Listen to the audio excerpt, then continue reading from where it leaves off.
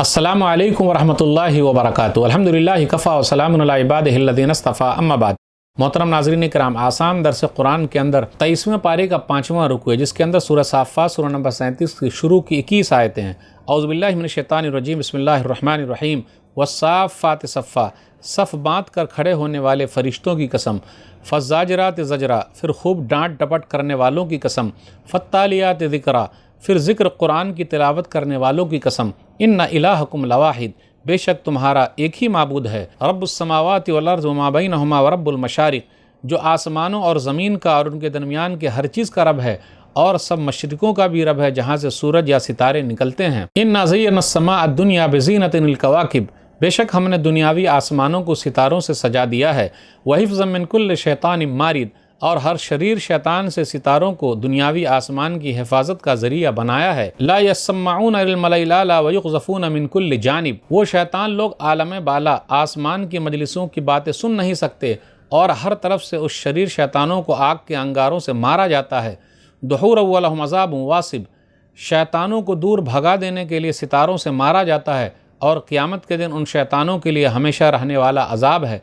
इल्ला मन ख़तिफ़ल ख़त्वत फ़अतबअहु शिहाबुन साक़िब, मगर कोई शैतान कोई ख़बर उचक ले जाता है तो एक दहकता हुआ अंगारा, चमकता हुआ सितारा उसके पीछे लग जाता है। फ़स्तफ़्तिहिम अहुम अशद्दु ख़ल्क़न अम्मन ख़लक़ना इन्ना ख़लक़नाहुम मिन तीनिल लाज़िब, ऐ नबी सल्लल्लाहु अलैहि वसल्लम, आप काफिरों से पूछ लीजिए, क्या इंसान का दोबारा पैदा करना ज़्यादा मुश्किल है, या हमारी पैदा की हुई दूसरी मखलूक यानी आसमान व ज़मीन का दोबारा पैदा करना ज़्यादा मुश्किल है। बेशक हमने इंसान को लैसदार चिमटने वाली मिट्टी से पैदा किया है। बल अजिब्ता वयस्खरून, ऐ नबी सल्लल्लाहु अलैहि वसल्लम, आप तो काफिरों के क़यामत के इनकार पर ताज्जुब करते हैं, और वो लोग क़यामत का मजाक उड़ा रहे हैं। वइज़ा ज़ुक्किरू ला यस्कुरून, और जब उन काफिरों को समझाया जाता तो वो लोग समझने की कोशिश ही नहीं करते। वइज़ा रअव आयतन यस्तस्ख़िरून, और काफिर लोग जब कोई निशानी देखते हैं तो उसका मजाक उड़ाने लगते हैं। वक़ालू इन हाज़ा इल्ला सिहरुम मुबीन, और काफिर कहते हैं ये तो खुला हुआ जादू है। ऐज़ा मितना वकुन्ना तुराबुन वज़ामन इन्ना लमबऊसून, काफिर कहते हैं क्या जब हम मर जाएंगे और मिट्टियाँ और हड्डियाँ हो जाएंगे तो क्या सचमुच दोबारा उठाए जाएंगे। अब आबाउनल अव्वलून, क्या हमारे पिछले बाप दादे भी दोबारा उठाए जाएंगे। कुल नाम व अंतुम दाखिरून, आप सल्लल्लाहु अलैहि वसल्लम कह दीजिए हाँ ऐसा ज़रूर होगा, और तुम बिल्कुल बेबस हो गए।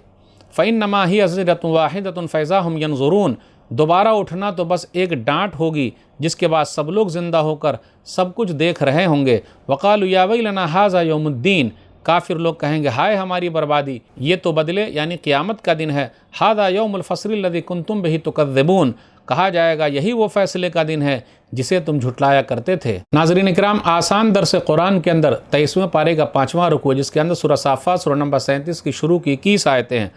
साफ़ात सूरह नंबर 37 नुज़ूल के हिसाब से तरतीब नंबर 56 है। साफ़ात सब बांधे हुए फरिश्ते, उसका जिक्र आयत नंबर 1 में है। सूरह साफ़ात ये मक्की सूरह, हिजरत से पहले मक्का और उसके आसपास उतरने वाली सूरत मक्की है। इसके अंदर 182 आयतें हैं और 5 रुकू हैं। सूरह साफ़ात का खुलासा, सूरह साफ़ात के शुरू में फ़रिश्तों का जिक्र है, वो सब बांधे हुए हैं।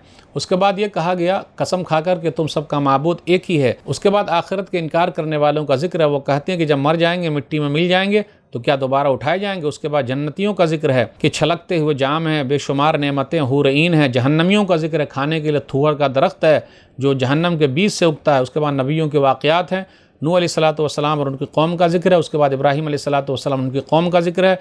उसके बाद मूसा अलैहिस्सलातु वस्सलाम और हारून अलैहिस्सलातु वस्सलाम का जिक्र है। उसके बाद इलियास अलैहिस्सलातु वस्सलाम का जिक्र है और उनकी कौम का जिक्र है जो बाल नामी बुत की पूजा करती थी। उसके बाद लूत अलैहिस्सलातु वस्सलाम की कौम का जिक्र है। उसके बाद यूनुस अलैहिस्सलातु वस्सलाम का जिक्र है कि मछली के पेट में कैसे चले गए। उसके बाद कुफ़ार मक्का का एक एतराज़ ये है कि अल्लाह ने जिन्नात से रिश्ता कायम कर लिया, नऊज़ुबिल्लाह, या फ़रिश्ते अल्लाह की बेटियाँ हैं। तो अल्लाह ने कहा नहीं, ऐसा कुछ भी नहीं, अल्लाह की ज़ात पाक है, सब रसूलों पर सलाम है और सब तारीफ़ अल्लाह ही के लिए है। आयत नंबर 1 पर गौर कीजिए, वस्साफ़ात सफ़्फ़ा, अल्लाह ने सब बांधने वाले फ़रिश्तों की कसम खाई, ये बताने के लिए इन्ना इलाहकुम लवाहिद, बेशक तुम सब का माबूद अकेला अल्लाह है।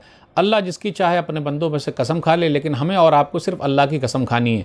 इंसान की कसम नहीं खानी, बेटे की कसम नहीं खानी, अपनी कसम नहीं खानी, शौहर की कसम नहीं खानी, माँ बाप की कसम नहीं खानी, किसी की कसम नहीं खानी। कसम खानी है तो सिर्फ अल्लाह की कसम खानी है। फिर आगे ये कहा गया रब्बुल मशारिक, और अल्लाह ताला मशरिकों का रब है। इसका मतलब यह है कि सूरज जो निकलता है 365 दिन الگ الگ حصے سے نکلتا ہے، تو نکلنے کے اعتبار سے کئی مشرق ہے، اس لیے کہا رب المشارق۔ قرآن کریم کی اور آیتوں پر غور کیجئے، جیسے سورہ صافات سورہ نمبر 37 میں آیت نمبر 5 ہے، پھر اسی طریقے سے سورہ معارج سورہ نمبر 70 میں آیت نمبر 40 ہے، فلا اقسم برب المشارق والمغارب انا لقادرون، بے شک میں قسم کھاتا ہوں مشرقوں اور مغربوں کے رب کی، بے شک ہم قادر ہیں۔ تو بہت سارے مشرق، بہت سارے مغرب، تو سورج نکلنے کے اعتبار سے 365 دن جو ہے نکلتا ہے، پھر ڈوبتا بھی ہے تو الگ الگ ڈوبتا ہے، تو اس معنی میں ہے۔ پھر اسی طرح ایک جگہ پہ یہ بھی ہے رب المشرقین و رب المغربین، سورہ رحمان سورہ نمبر 55 آیت نمبر 17،